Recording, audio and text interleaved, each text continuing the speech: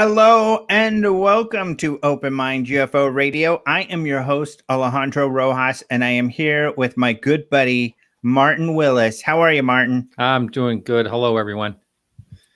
All right. And thank you, everyone who's joining. My sister's in here, Carrie. Oh, Carrie. Yeah, in fact, one of Your sisters our are new great. buddies, Unidentified Celebrity Review, whose first name I lost just now. I was checking out your stuff, actually, your site. Some cool stuff. So check him out. But thanks for being in. Renee, Jesse, Rodrigo's here. Portugal. I keep forgetting. Welcome. Hector's here. Cool. All kinds of people popping in. Canoodles. So let's talk some UFOs. That's what this is all about. But I guess I should say hello and how are you, Martin? I'm doing good. I've been working, which is something unusual, in the way this COVID thing is and everything. You usually just kind of hang out and gallivant around. I'm always very busy doing something, but I actually just got back from a long road trip. So, really? Yeah. To where? Yeah. All down through Massachusetts, which is, where I had to go is, 4 hours away. And then I had to go a bunch of different places. So, yeah, it's been 2 days of driving. Wow. So it's been crazy for you. Yeah. Well, welcome back, my friend. Yeah. Very good. Great to see you. I don't know. Canoodles often talks about some interesting stuff, but he says 8 sightings, no answers. Not sure what you're referring to, but feel free to elaborate and we'll see if we can talk about that.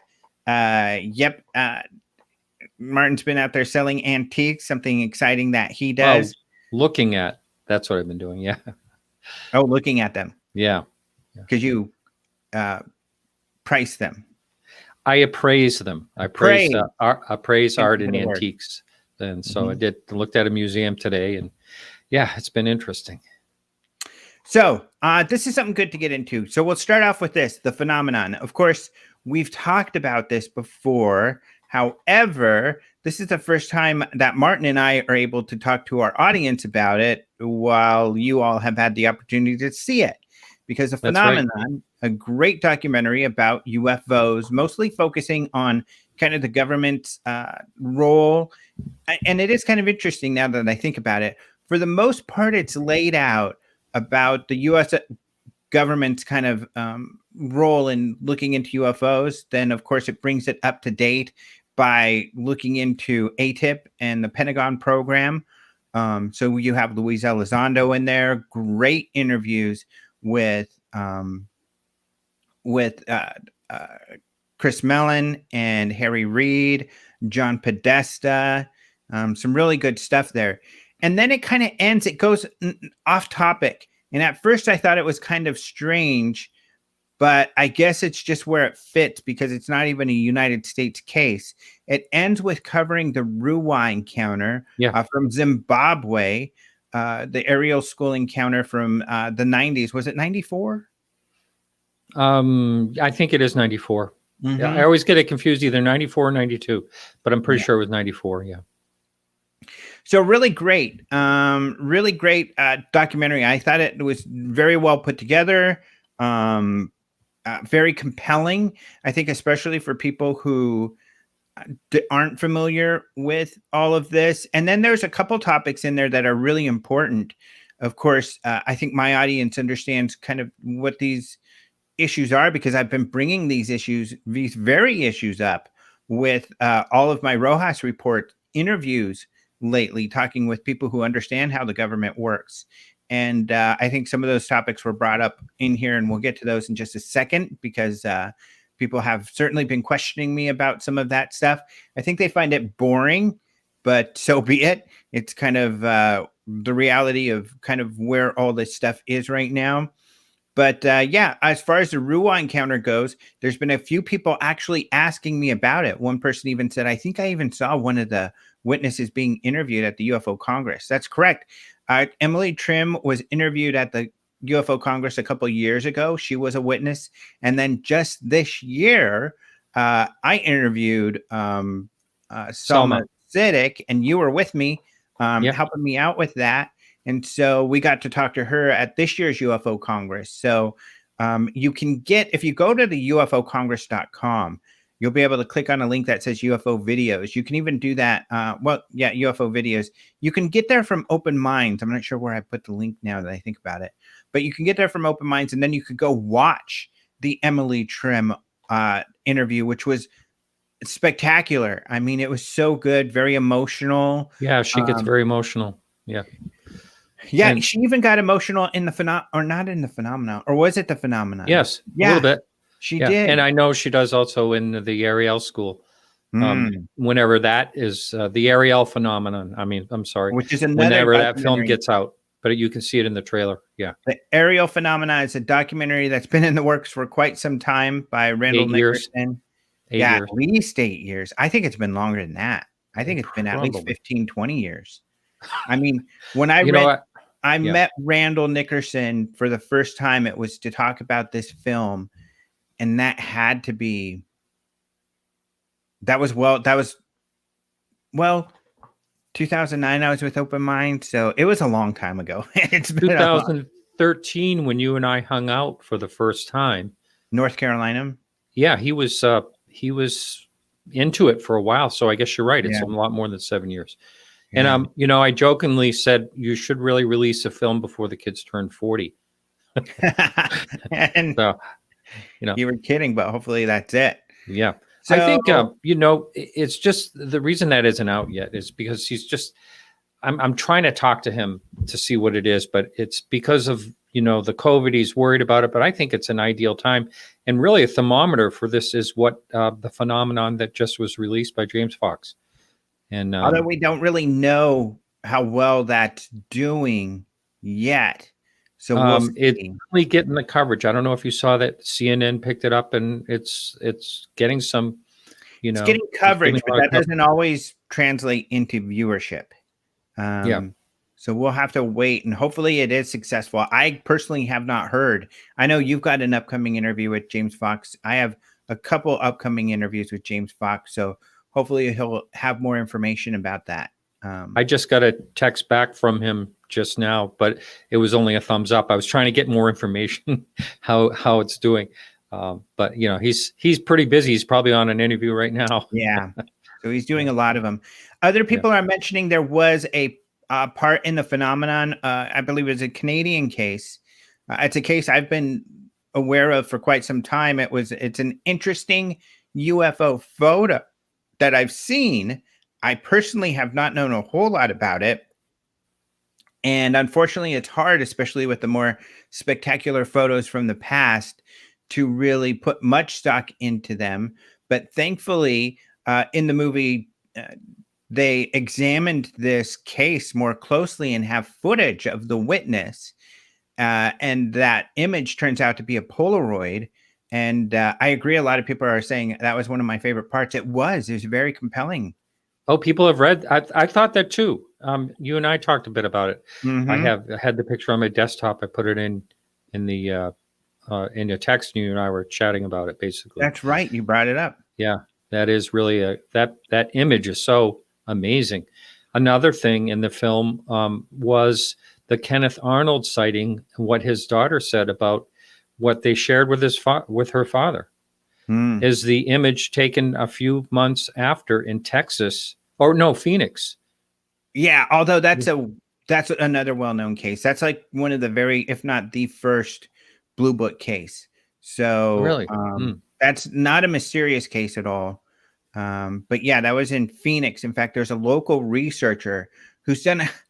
It's really funny. He's done a great job. His name is Don Booty. He is a Arizona MUFON member. And he's done a great job investigating that case. He's even gone to the house where the sighting took place. It was essentially an object that looked like the heel of a shoe that flew across the sky. That's a good way to put it. Yeah. Mm-hmm. And he got a couple pictures of it because I've been looking into this case for a long time because it's one of the first Blue Book cases. And in fact, if you go to, I think, Fold 5, is that the name of the site? Fold 4? It's how you fold the American flag. I can't remember when someone passes, but it's a military document website that's a part of ancestry.com. And they've got the Blue Book files there, so you could go look at the pictures and the analysis that they have there. But yeah, it's a really interesting case. So that was interesting. But yeah, a really good film. A couple of the things that I had on there, I guess the one thing that I'll talk about, I think that'll pertain to some of the stuff we'll talk about a little later, that I have brought up were Chris Mellon's comments. One of the things that has been kind of debated, and I've brought this up quite a bit with the people I've been interviewing, is this idea of whether or not there are Black projects that are not under the normal scope of oversight. In other words, the way people have been putting it, are there Black projects, special access projects that even Chris Mellon could not get to? Originally, Chris Mellon said that wouldn't be possible. And unless in a way, they're private. Well, no. Well, we're not talking about private. We're talking about government programs. I know, but they're privatized. Well, an SAP is a government program. Okay. A private program is that would not be on the records because it's not a government program. This would be a private program. And that's this, because the hard is, what does the military know and what is the military working on? One of the more interesting conversations that came up on this topic was through Tyler Rogaway started kind of this Twitter debate on this. And surprisingly, he was in support that it's possible, whereas a lot of the other people in the chat, people like Nick Pope or Chris Mellon, actually had a comment. In fact, it might have been his comment that started this whole thing, but others were skeptical because of the implications. I think in the UFO field, we take it for granted. Of course, that sort of thing happens. A lot of people in the UFO community claim, but they don't understand the implications of what they're saying. That would be a huge deal. That would be rogue squared. That would be a major,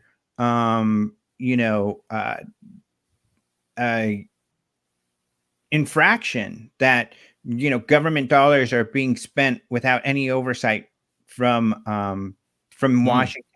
And surprise, people think, oh, well, they can't know about all the Black. Yes, they do know about all the Black projects. That was Chris's job. First of all, and there was some conversation about this that's interesting, I think. First of all, the military briefs people like the Senate Intelligence Committee on what's going on in intelligence. But they decide what to brief them on. And that was kind of one of the issues, is that they weren't briefing them on UFOs. A lot of people would argue, oh, well, that was a major thing, big deal that they didn't do that. Not necessarily, because I think we've got our UFO eyes on, not the general public or mainstream or government. They don't take UFOs seriously and have no need to. Chris Mellon made a comment on Twitter that this was a big deal, that they didn't share some important, vital intelligence information with the Senate. That doesn't mean they were doing something illegal. That just means that they disagree about the importance of this information or how to handle it. They disagree with Chris Mellon. Chris Mellon, when he found out about ATIP, wanted to help Luis Elizondo get that information up the wire, he said, to people like Luis's boss, which was the Secretary of Defense at the time, General Mattis. And Chris Mellon said he couldn't do it. They just couldn't do it.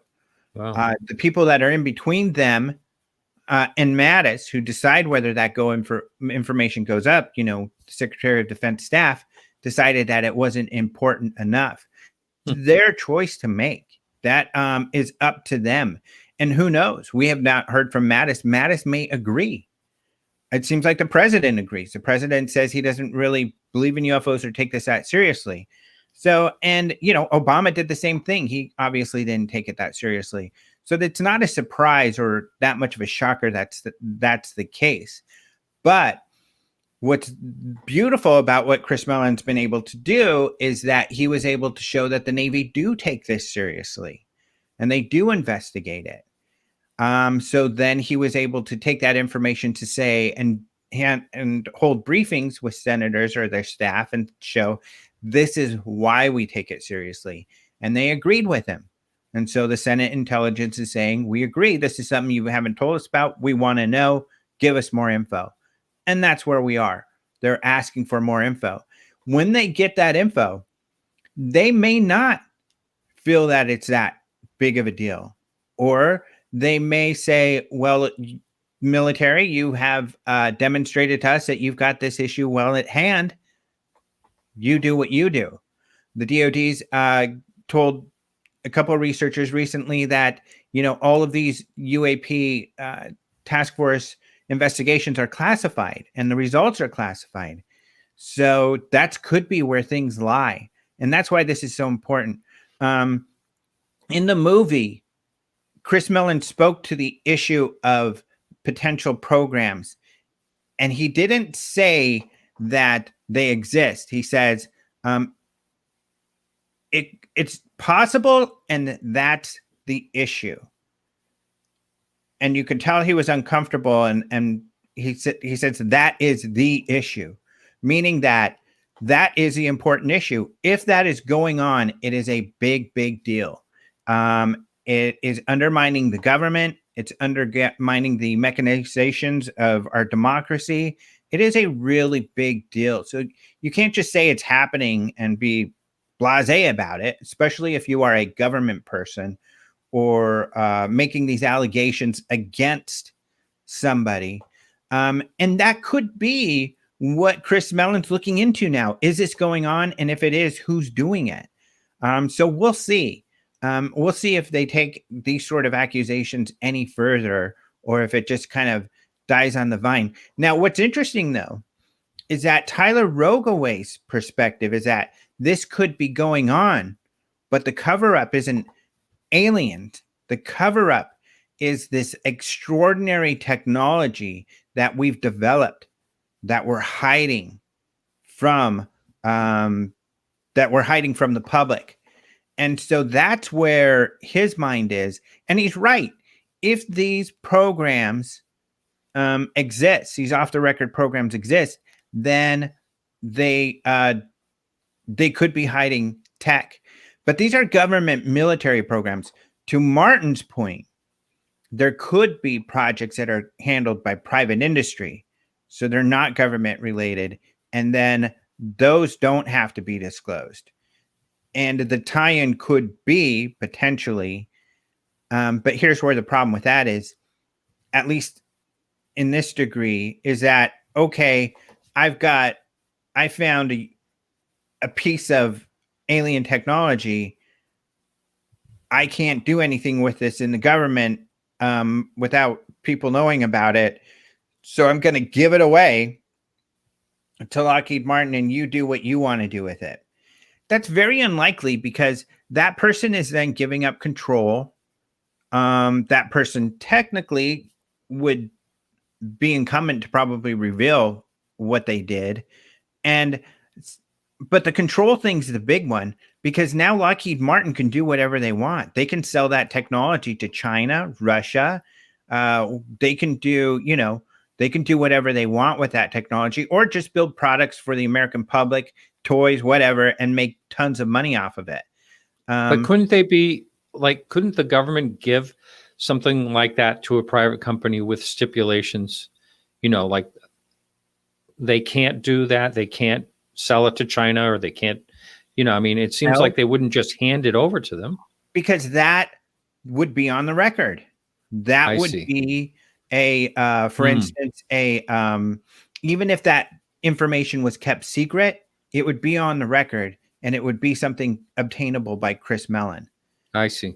So that's the point, because everything governmental is on the record, it's somewhere, even if it's classified, even if it's later destroyed, this is a response that actually John Greenwald got recently, that we probably destroyed a lot of our UFO records because we didn't really care about them. John Greenwald got a response around that, fairly recently. And that sort of thing happens, is, records get destroyed on a regular basis. So I wonder why. Do you think it's just because there's such a massive amount of records, and they just weed out what they don't think is important? Or how does Yeah, it I think happen? a lot of that sort of thing happens. Hmm. You know, and it could be possible. Let's say Roswell's real, for instance. Nobody can find anything about it. Well, it could be somebody destroyed the records. It could be done as a conspiracy, or it could be done, someone ran across a file. Roswell. Oh, this is goofy crap. Let's throw that out. So, which happens. In fact, that is what happened that's happened with data from NASA. I mean, there's an interview we had Lee Spiegel do it because we had at the UFO Congress when Open Minds owned it. We had a NASA astrobiologist, and he had talked about that. Some information just getting thrown out that he felt was evidence to that there were microbes on Mars, that, there was life, evidence of life found. And he feels that the person who destroyed it did it kind of like he felt differently and was done with the controversy. But this person did it because they felt that the data wasn't necessary or useful for the reasons that, Hoover, this other scientist, did.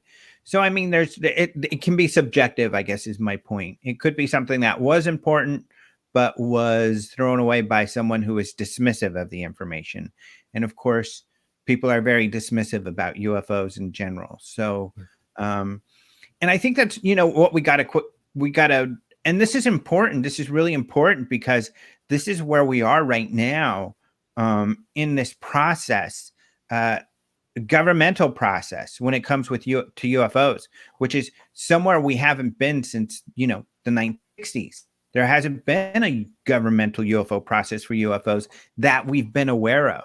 Right. And now we are. And that's why I keep telling people, if you want the Senate Intelligence Committee to make sure that UFO investigations continue and information is shared with the public, you got to let them know that this is really important to you. Because otherwise, I don't think they can gauge public interest, and they may feel like the public's fine with the government handling this, so we'll just leave it to the military to take care of it. And to be honest, we don't know that that's not the case. A lot of people love to read UFO articles when they're in mainstream publications, but we don't necessarily know that they're activists or advocates for a cover-up. They could be just fine with a lot of this information being classified, Did you notice? Go ahead. Did you notice at the end of the Phenomenon film, James had that call to action? Yes. I thought that was great. I think that's really important. And Luis Elizondo wrote a Medium article that people need to look up, To the Stars. I'll put a link to it after the show in the show notes. But Luis Elizondo wrote an article recently, and I'm hopeful that maybe, I don't know if it was inspired by some of these interviews and things I've been, but it was right along the same lines, saying, hey guys, if you really want to advocate for this, when you got to do something.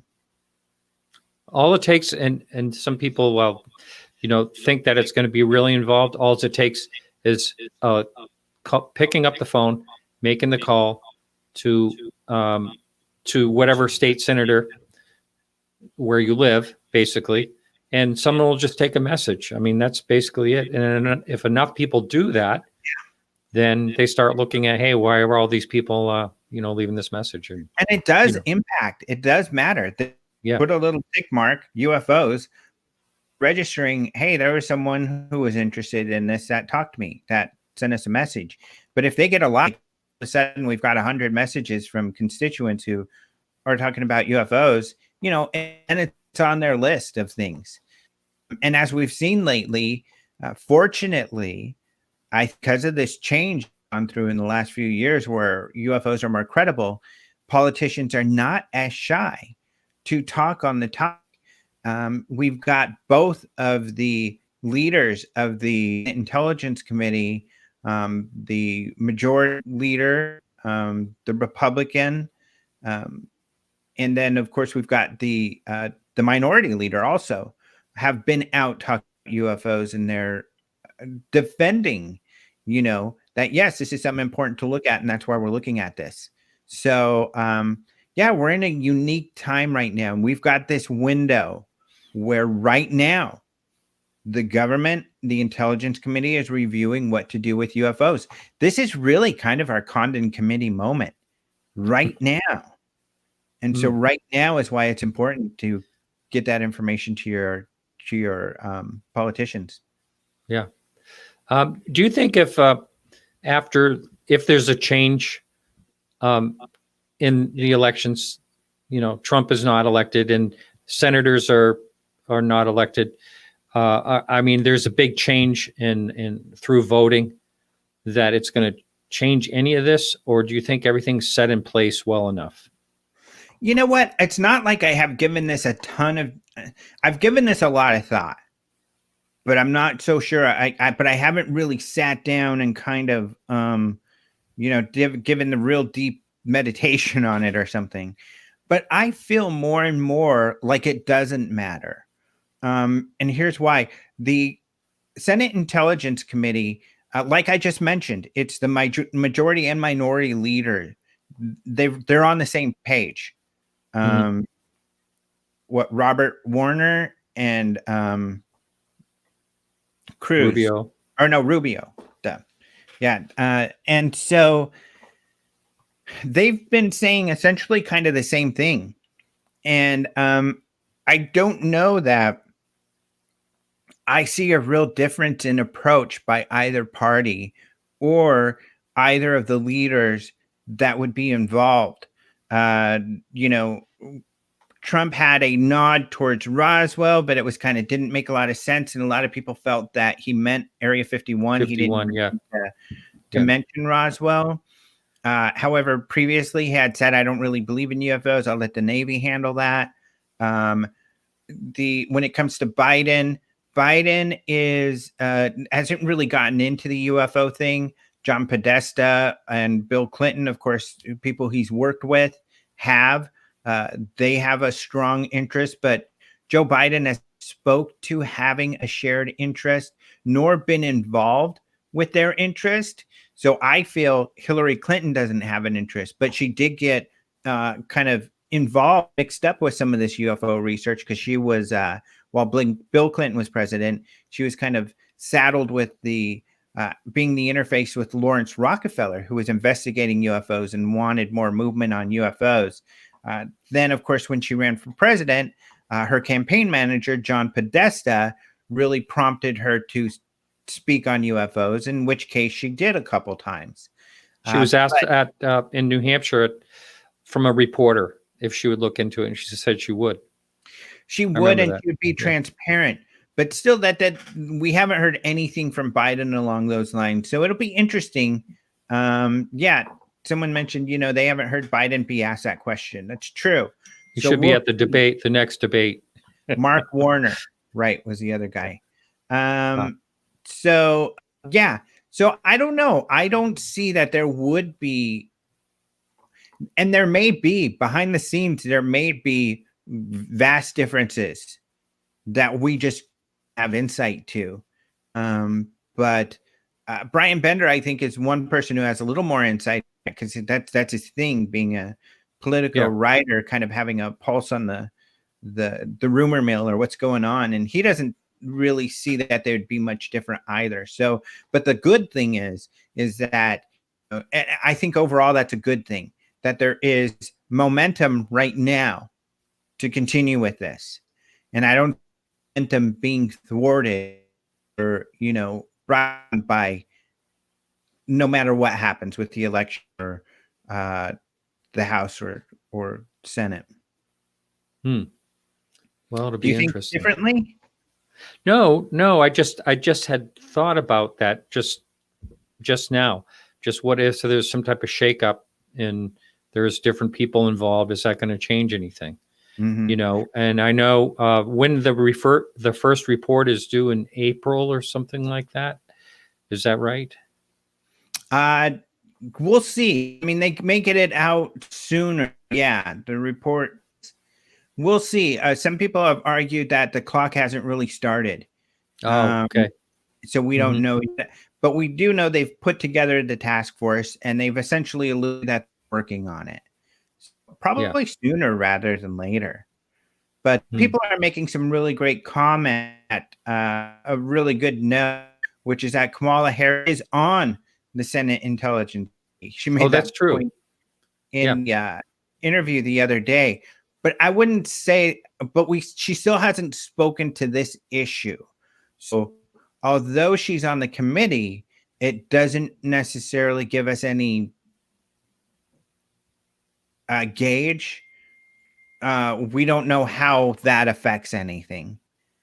I think the only thing that it affects is that she's been briefed, that she's aware of what's going on in the Senate Intelligence Committee, and that she will bring that awareness certainly to,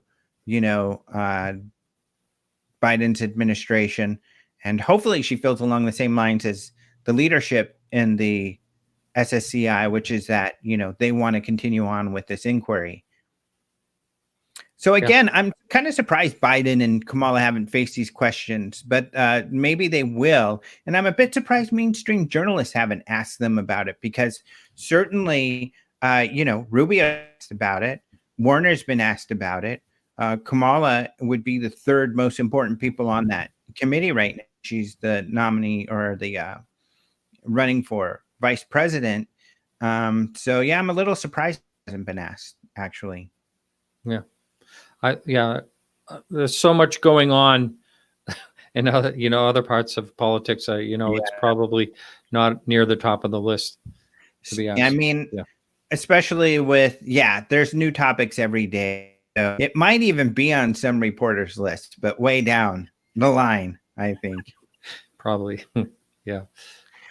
So, so that's kind of all the stuff related to where we are and the phenomena and all of that kind of thing. So it ought to be interesting, that's for sure. Right.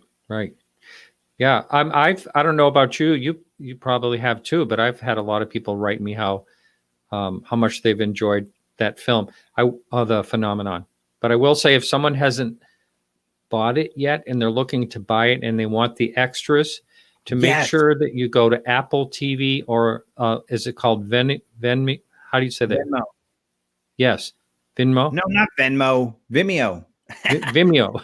Venmo is the program. Okay. Yeah, Vimeo. So you want to, on those two places, you will get the extras. But if you buy it on Amazon, you're not going to, or on Vudu, you're not going to. So just Apple and Vimeo. How do you say that? Vimeo. Yeah, those are the two places. So here's a theory, and I just want to read this because I think that this is this kind of stuff that goes around, and I kind of want to share my opinion on it and love to hear yours. But I do want to, but first I want to emphasize what you just said. Apple TV, Vimeo, go there to buy it because you get all the extras. Because one of our listeners, he's probably going to be listening, he went and bought it on a different app. I can't remember which. And he Amazon, didn't get all the extras, which is a major bummer. And I didn't know about that either, that it was only Apple TV and Vimeo until he said that. Then I went and looked at the website and found out where it was you get all the extras. I didn't know you couldn't get the extras everywhere. So that's a bummer. So do go there. The other thing, here's the comment. I feel like I think we're going to feel similarly about this one. Theory: Trump will get reelected and his son will push the red button and let Fox News break international news and declare it's true. Everything. I think that's absolutely ridiculous. I think there's zero evidence of that at all. Where was this comment? Was it in the chat? Someone said that's kind of what's going around. They said ufologist story. I think they're just saying, that's kind of one of the buzz out there. Yeah, and I'm sure they're right. I'm sure people are thinking that. I mean, it's the UFO community. I think that's probably one of the least crazy theories going on out there. But Yeah, I think there's absolutely zero evidence of that at all, in my humble opinion. So I wouldn't look towards that at all. In fact, I would look towards, if Trump wins, uh, things would probably be fairly chaotic, as usual, as they've been for the last few years, but that things will continue as normal. That intelligence committee will continue on what I'm is with their efforts. And let's see if Biden wins. If I kind of think personally, if Biden wins, the advantage would be there'll be less chaotic news stories. And what I mean by that is it will be business as usual talking 4 or 5 years ago, and there'll be less news stories, sensational news stories coming out of Washington. And so the benefit of that is perhaps then UFO news will get prioritized a little more on when it comes to the news cycles out there, and perhaps hopefully UFOs will get more attention. But I don't see Biden or Trump really pushing the UFO issue at all. Yeah. I haven't seen any of that, any signs of any of that. And these guys, even if you're a conspiracy theorist, if you were the president, you would probably be like, hey, let's let them do their thing in the classified world. Let's just keep this under our hats, try to keep working on it and figuring stuff out. But let's not rock the boat and make this huge, crazy, I'd probably consider the Robertson panel and think, I don't want to create too much of a stir in society. So I would think that that's kind of what they would want or look towards. But again, this is why we really, and this is what's frustrating. If you consider yourself an activist in this field, which I believe most people involved with this field do, if you're part of the disclosure movement, if you are, which is a big buzzword and something people consider themselves, if that's true, this is your moment. Quit, theorizing about wild, crazy stuff that's not going to happen, or about how this is the big disclosure coming and, oh, wait till all of this is just going to come land in our laps. No, none of this ever lands in anybody's lap. All of the information we get towards the public, or for the public, is because motivated individuals have done hard work to ferret out this information and get it to the public. Those of you, now I'm going to beg on these trolls that sit at home on Twitter, just tweeting all day long, criticizing everybody. Oh, Martin's so dumb. Ooh, those are the ones I really hate. Don't talk crap about Martin. But, they're sitting there complaining about everything. And this is how I wish the world would be. This is how you should act. This is how, what? If you want to actually have an effect, then do activism. Activism is contacting people, making either grassroots by getting information out, which is kind of like what you and I are doing right now, but also getting a hold of your politicians. The most effective people in this field are people who are in when it comes to activism are people who are getting their messages out on a regular, steady. Call your congressperson every week, every month. Let them know this is what you're interested in, especially right now. And I guess I'm kind of frustrated. I really don't feel like the UFO community is getting that at all right now. That this is the moment. All right. So I guess get off my soapbox there.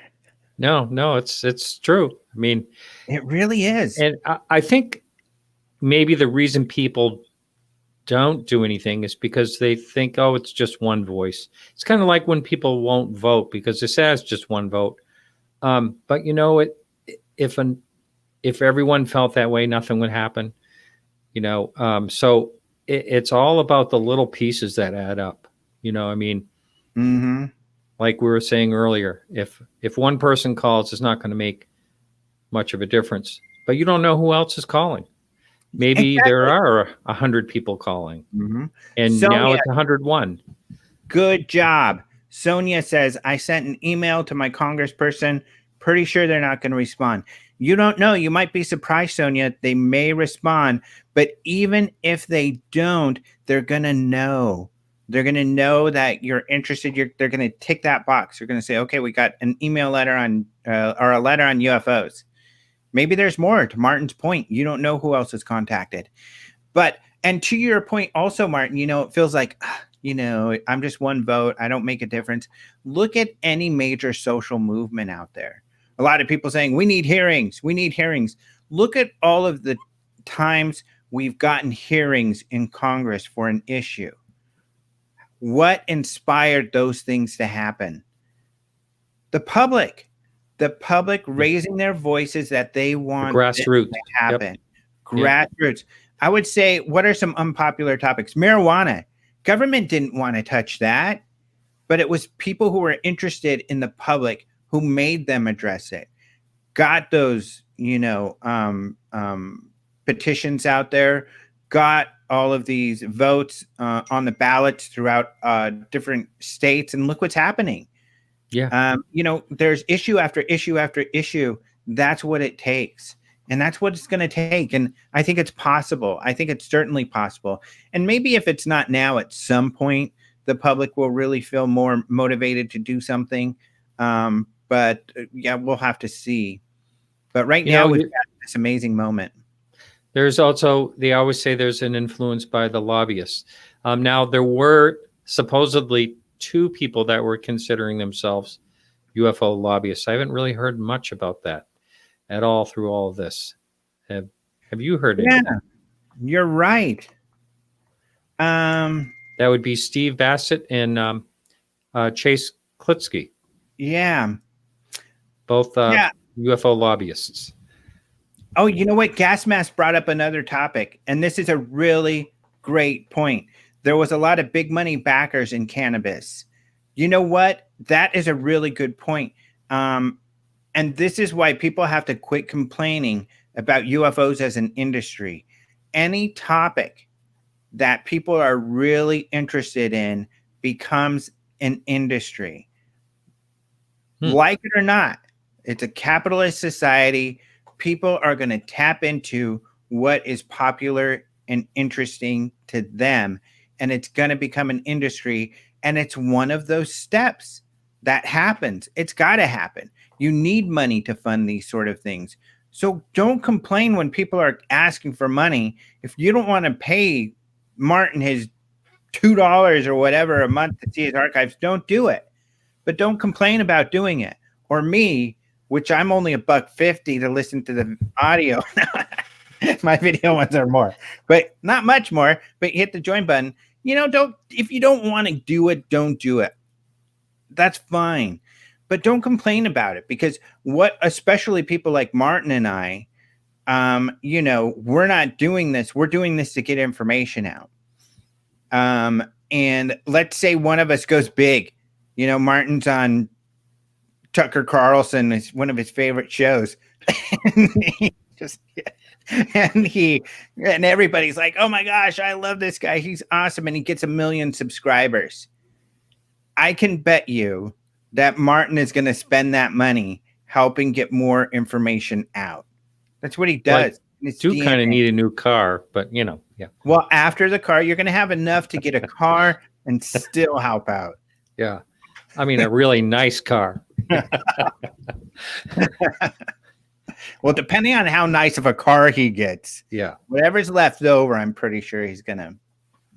Yeah. So I don't know. I just think it is a really big deal. And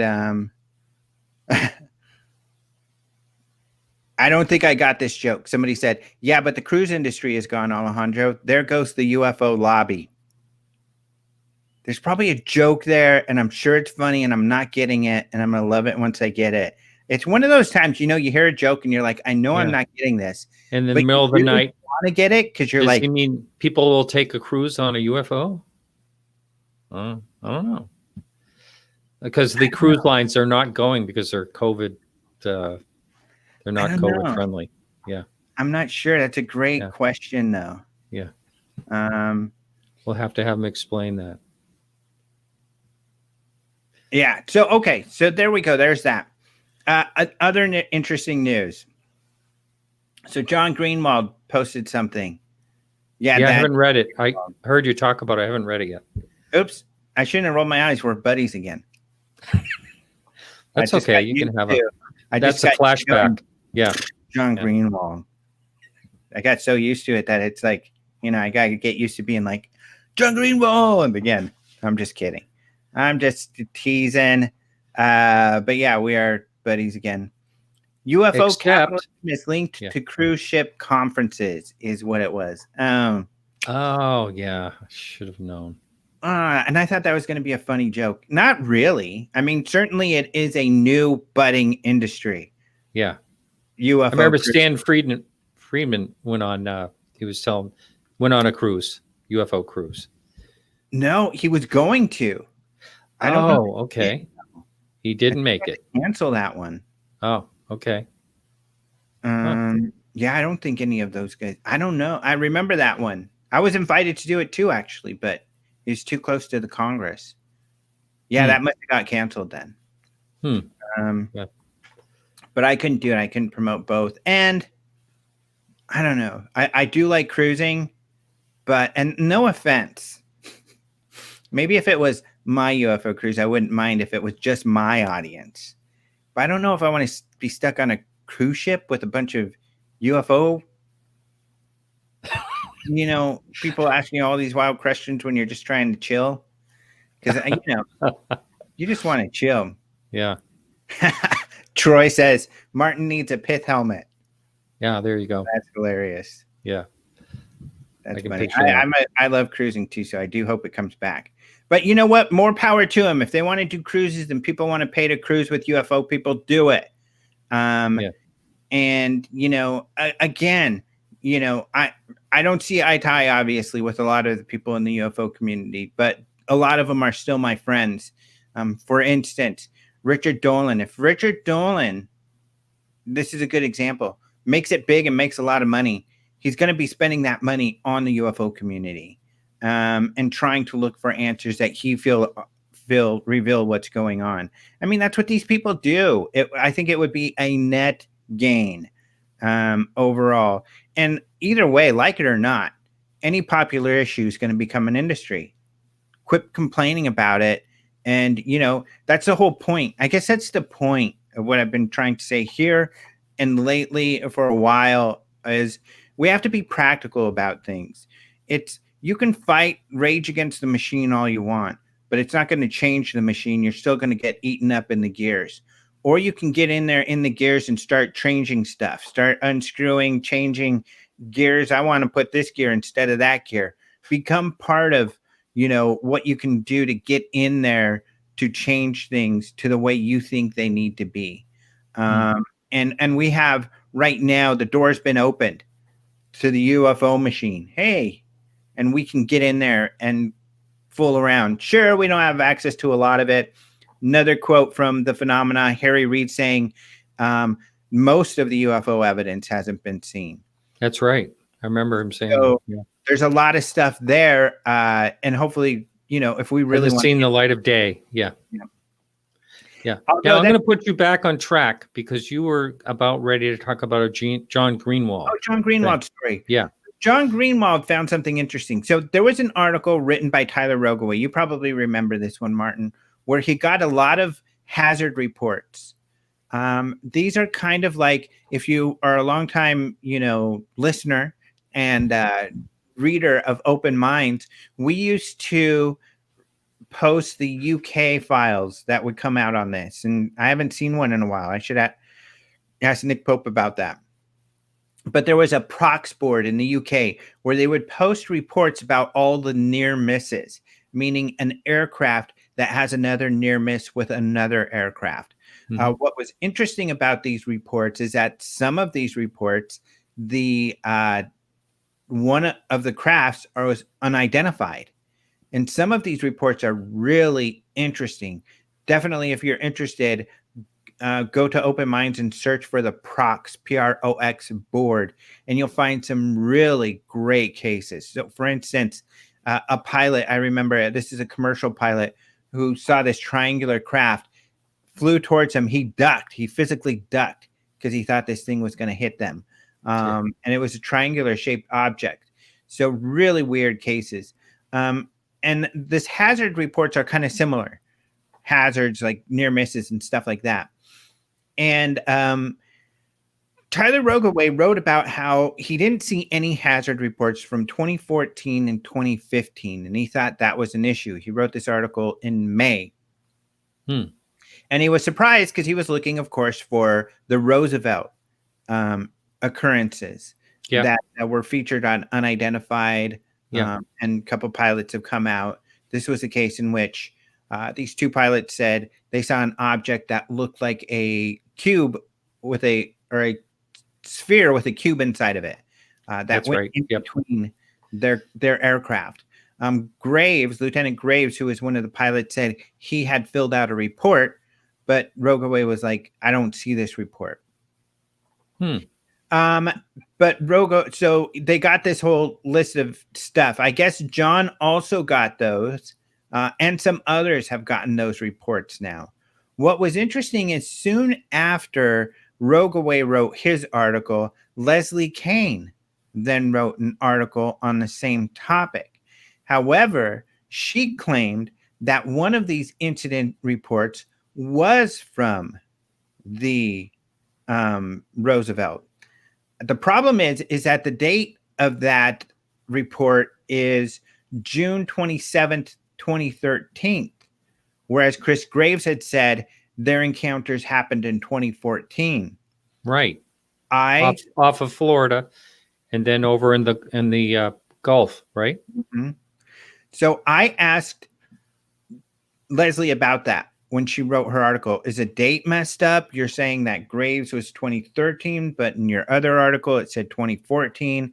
Even on Unidentified, they talked about 2014. She told me the same thing that she wrote on Facebook.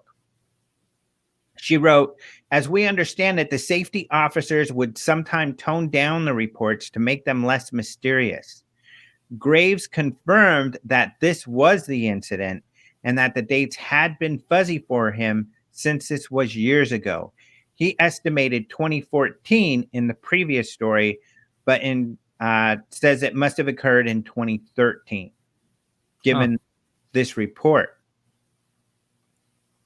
The other issue with this report is that it says that the object that was seen was missile shaped. Really? Yeah, and that is really the big question, because it doesn't say anything about the type of shape that Graves explained. I'm looking for, he described it, a flying sphere encasing a cube. I found the report from 2013. Here's what it says. The aircraft was white in color and approximately the size and shape of a drone or missile. That's what the report says. Wow. Graves says a sphere encasing a cube. What John is calling out here, I think, is he says he outlines two problems. Essentially here, he says, here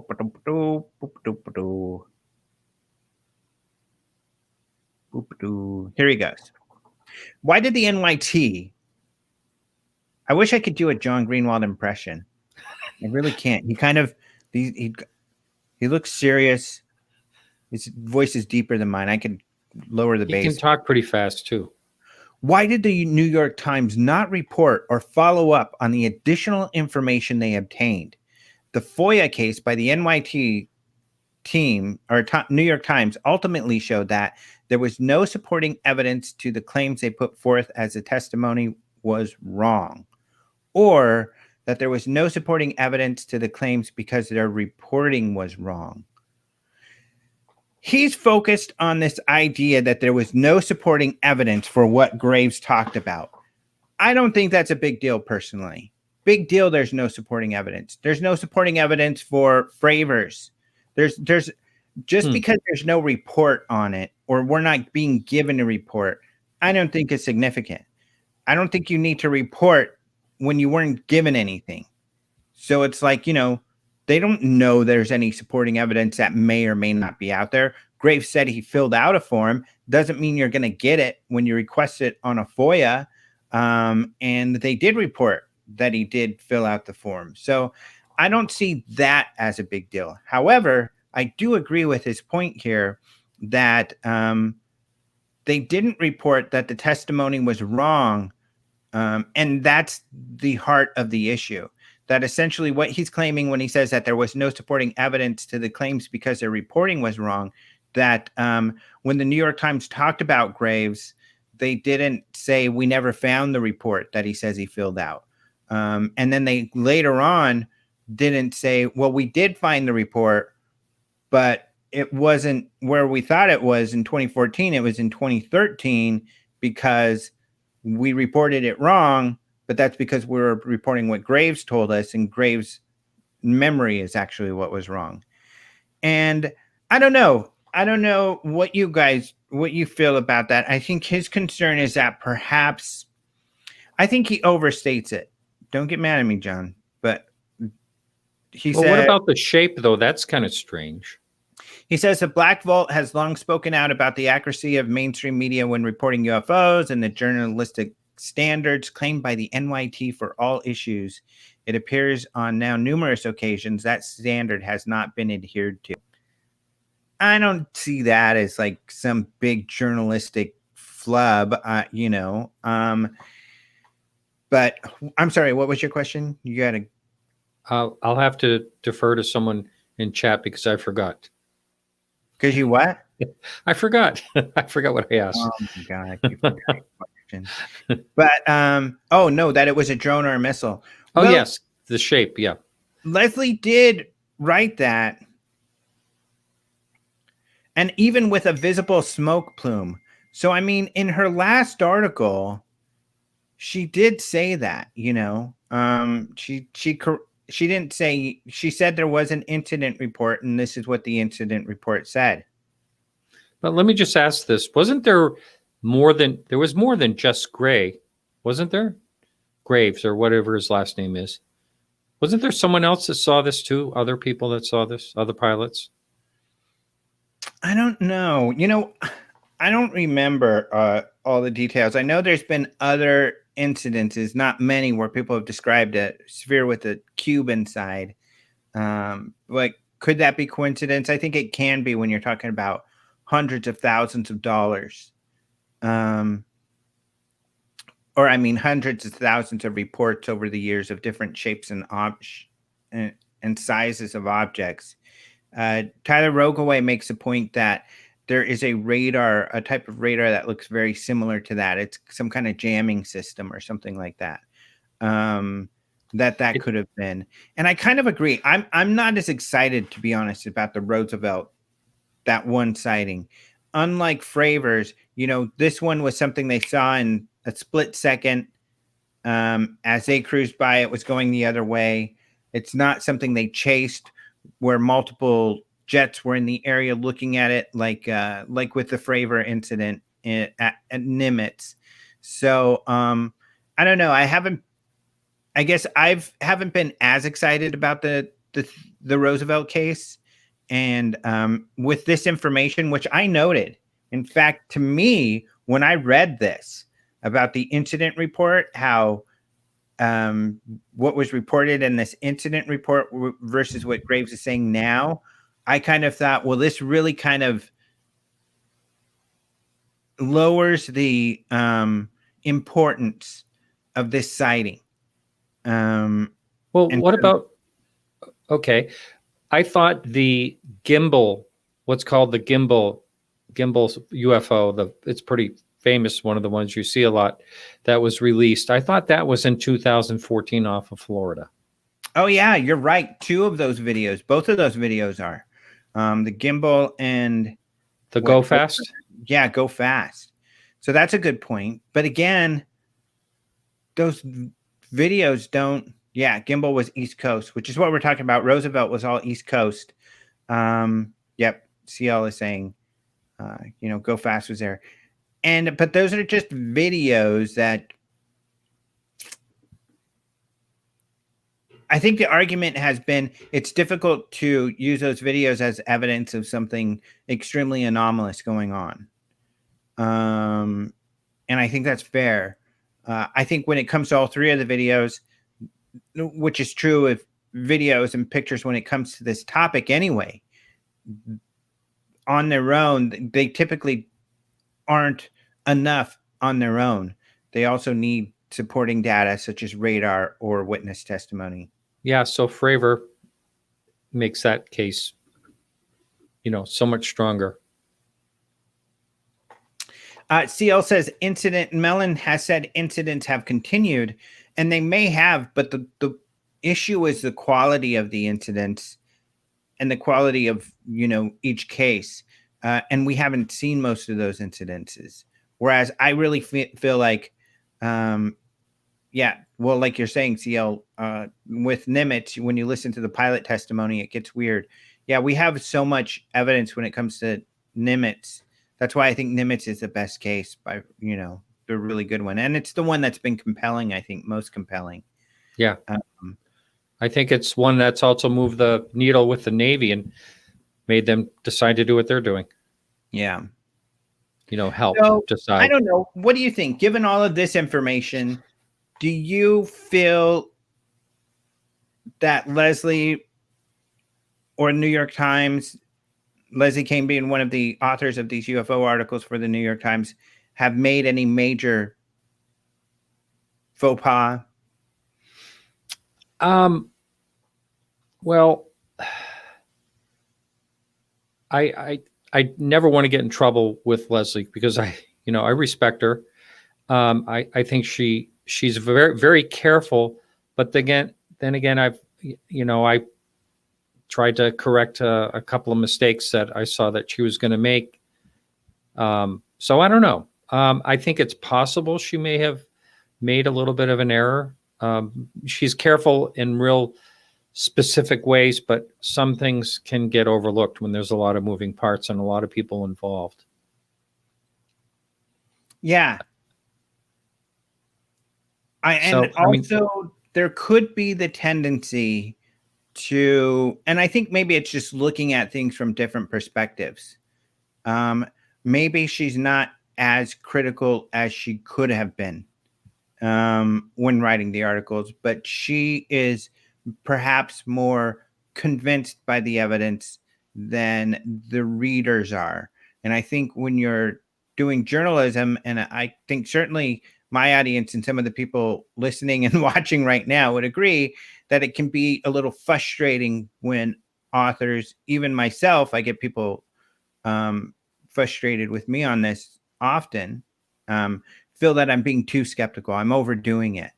But I think it's important to do that because when you're making an argument, first of all, you want to have credibility and you have to be able to demonstrate that you recognize the weaknesses in your argument. That's right. Speak to those weaknesses. There's a saying in the appraisal painting business, and that a painting is only as good as its weakest part. Right. And which is a really good point. Because what you're doing in the article. Yeah. Right, what you're doing is very similar. You're making a case for a piece of art that may mean thousands of dollars. Yes. Yeah. Or have historical significance. So you need to really prove your point. Yeah. Yeah. Yeah. Do you think it's equally possible that Greenwald is biased against Leslie Kean and Ralph Blumenthal? I don't know that he's biased, but I can't say for sure. I would say probably no. He's told me personally he's not, because I've discussed this with him because I've, wondered that myself. He's told me he's not, and I don't believe that he believes he is biased. I don't think he's biased, but I think that he may be disappointed in some of the way some of this has been reported. You certainly can read that into his article, especially when someone's going so far as to say they didn't uphold to journalistic standards. I wish he wouldn't use that. He's used that against me. He's used it against Knapp and others.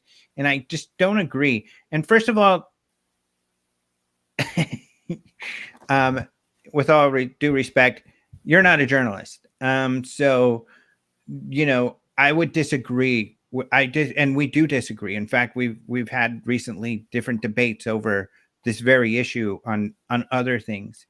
So I don't agree. I don't know if I'd necessarily agree with him there, but I do understand, like you pointed out, and I think we've all pointed out, maybe we would do things differently. I would definitely say I would. So he's frustrated. So, I mean, I think it's fair for him to be frustrated. And I think it's fair for him to ask for people to do better. It always is. And I certainly, I get that. You get that, I'm sure. And I don't mind if people are making, legit points. I appreciate it. Even if they're total jerks about it, it'll be like, well, they're right. I'm kind of bummed that they hate me over it because I'll correct it if I can. But they're right. And that happens to me all the time. Yeah. Which I like it. We all learn that way. That's right. Yeah. And then someone else, and then CL, you're asking some great questions. Where you been? I don't even know if you've been in here before. Do I think that Howlin' Lou mentioning cell phone videos is a lie, that somebody got some kind of cell phone video? No. My point is, people can say whatever they want.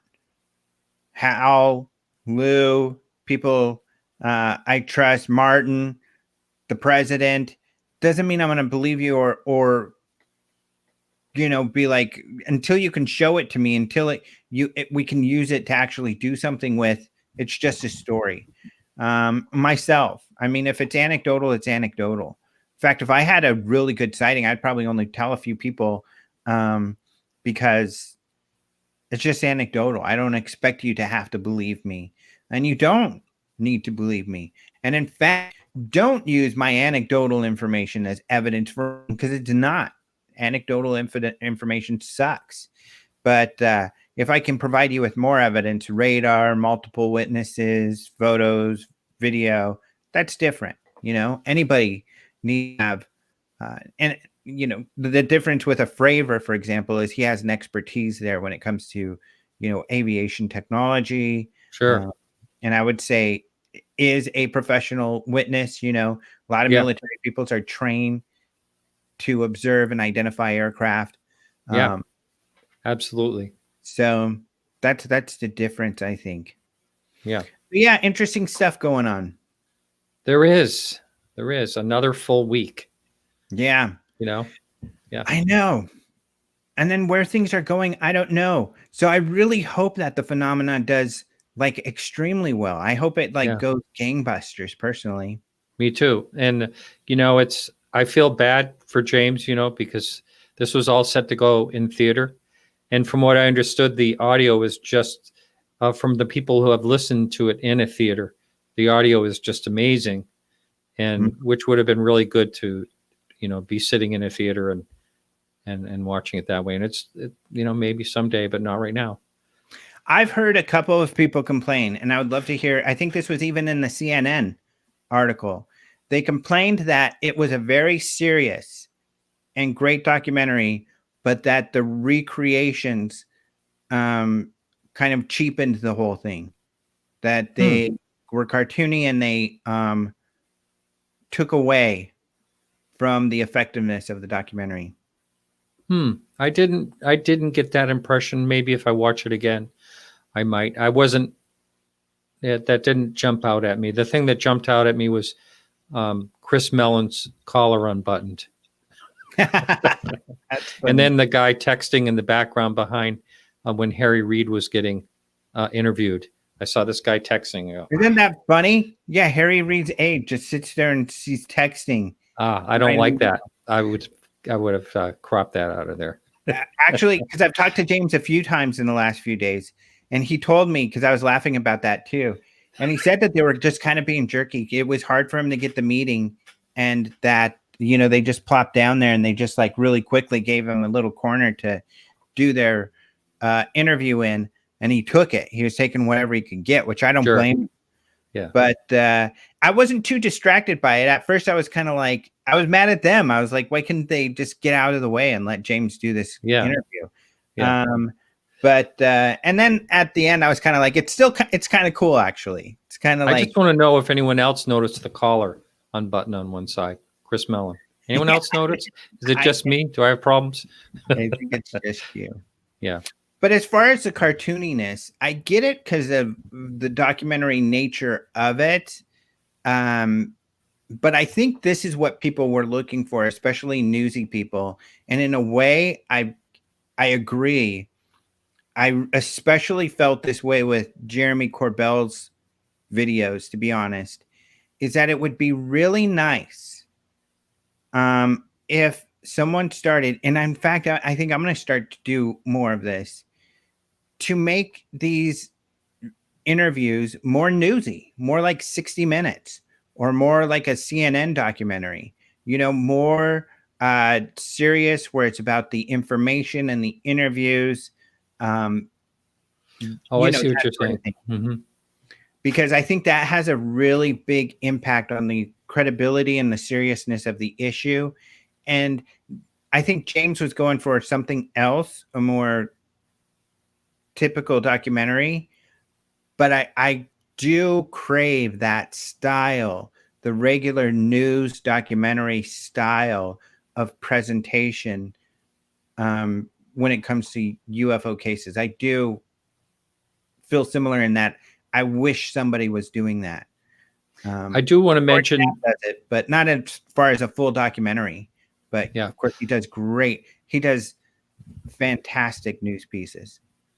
Yes. I do want to mention, though, also one other thing that's in the film for the person that hasn't seen it, or maybe someone that hasn't seen it but didn't realize this. But there is some footage there from when Lee Spiegel did the UFOs at the UN, when he was part of the Grenada situation. I don't know if you must have talked to Lee about this in the past. So there's some footage in there that was found recently, lost footage for 40 years.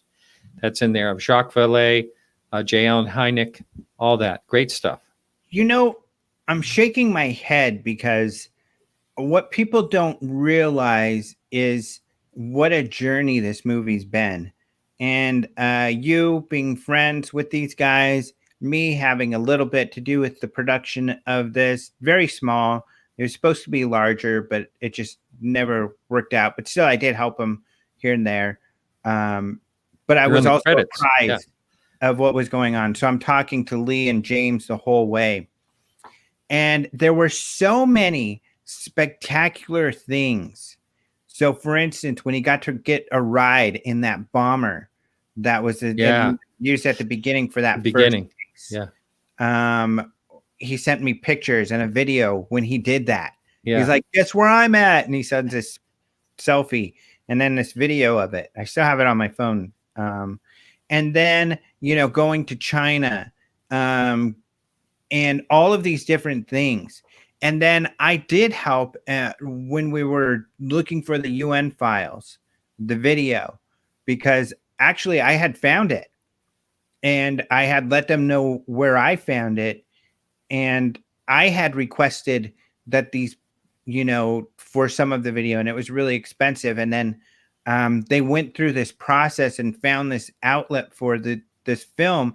And this is extraordinary. So before this, Open Minds had like some of the only video from the UN UFO presentation from 1978 when, like you said, Grenada was trying to get this done through the UN to investigate UFOs. Lee Spiegel then came in and helped them do an AV presentation. He brought in Jacques Vallée, J. Allen Hynek as some of the main consultants to help him do this. And they did it. And we had some footage that Antonio had gotten from this guy named von Kaminsky. He's a former Russian UFO researcher. and since has passed away. But he was at that meeting and he did some filming. So we posted that film on YouTube, and it's been up on YouTube for a while. And that's been the only video. So Lee's been looking for this video for a while, and maybe they'll tell this story. Hopefully they don't mind me telling the story. I don't think they'll mind. And it was James's sister. And I think Kelly. even if you look in the credits, they list her under the archival footage, because she was the one who actually found the footage and where they could get it, and was able to help them acquire all of that video. And it is the entire thing. It's the entire UN presentation that was filmed by CBS, I guess, that Lee had sponsored. And it's CBS, clean and clear video and audio. Extraordinary. And all we get, all of these amazing things happen, and we're all like, oh my God, this is amazing. This is so crazy. This is so cool. And then the film comes out, and there's like 30 seconds. You're right. It's for little bits and pieces. Yeah. Just like the bomber, there's only a few minutes of that at the beginning of the film. So all of these little pieces and parts were all extraordinary efforts to get all of these things completed and done. And when they happened, we were like, oh my God, this is amazing. When he got the Podesta interview, all of this stuff. And I wonder if that's in the extras. If you buy the movie, if that's part of the extras, that would be interesting. Well, I've told him, because he's like, what am I going to do with all this footage? Keep doing more extras. Our friend who did that Phoenix Lights movie, Tim. Oh, no, not Tim. I know who you mean. But anyway, that's what he specializes. He's a game maker. Yeah. And they specialize his name? Yeah. In making these entire environments around games. So when you release a game, you also release all these videos and this surrounding environment. So you create this world. So hopefully they will do that. I think they will. And I've talked to Lee about ideas about what to do with that video. And I think at some point they're going to be able to release it, because it's really, really cool. That was a significant event. And I was so excited to see that video, and I'm so excited to see more of it. They've got like Jacques Vallée's presentation, Hynek's presentation, all of this stuff. Lieutenant Coyne, who the helicopter pilot. I tweeted this recently. An incredible case. Yes, I love that case. Yeah. Oh, someone says, eventually I wish they would release that bonus footage. I can't buy the movie twice, so they must have got the movie without the bonus. Yes, there's a lot of people very disappointed. Yeah. I've gotten a few emails. And I worked with a production company, someone over there, and they said, well, we'll be glad to send you, which I didn't even buy it yet. I got the screener. And I said, no, I have a friend that bought it at Amazon. Can you pass it? Here's his email. And he said, no, can't do that. So it's too bad, because it's almost makes like a hint of false advertising in a way. I know it is really frustrating. And I totally sympathize with that frustration. If it were me, I would be really frustrated too. And to be honest, if I hadn't have gotten a screener, I would have bought it, because I don't like going to James. Hey, give me the video. I would rather support him and pay for it. Yeah. Because at least I'm still going to do that. Yeah. Yeah. You're another check mark saying, and I'm going to do it too. I'm going to buy an Apple TV. But if I had bought it I would say get Vimeo. But if I had bought it without knowing that, I would have been frustrated too. You're going to buy an Apple TV device? I have Apple TV on my computer. Oh, you already have it. Okay, cool. Yeah. Cool. And on my Roku. Cool. Yeah. All right. So I guess that is about it. I should say, I didn't have a Rojas report this week, because that was supposed to be Kevin Knuth. He was going to be my interview. Wow. But Kevin is in New York, where they had these major storms. His power is still out. So I was going to interview him Wednesday, but his power went out, and I guess it's still out. So we've still got to arrange that. But we will get that done as soon as possible. I'm hopeful that we'll be able to do that this weekend. Worst case, we'll do it sometime next week. However, I have my interview with oh no, maybe I'll do Kevin next week. I'll do 2, but my point is I'm going to have Kevin Knuth and another interview. I was going to say James Fox, but I forgot my interview with James Fox is, I think it is next week. Mine's on the 20th. I want to say hi to people in the chat, just all you people in the chat. Thanks for hanging out. Bim Jim, you're always on my shows. It's good to see you. And several others. And great comments today, everyone. Thanks for showing up. Yeah, thank you all so much for showing up. Thank you. And yeah, so stay tuned. And I'll have a couple interviews coming this week soon here. And all is good. I hope you all have a wonderful weekend. You too, buddy. Martin, have a good weekend. You too, sir. All right, everyone. So until next time. Next time. Ready? Adios. Adios. Muchachos. We got to do it.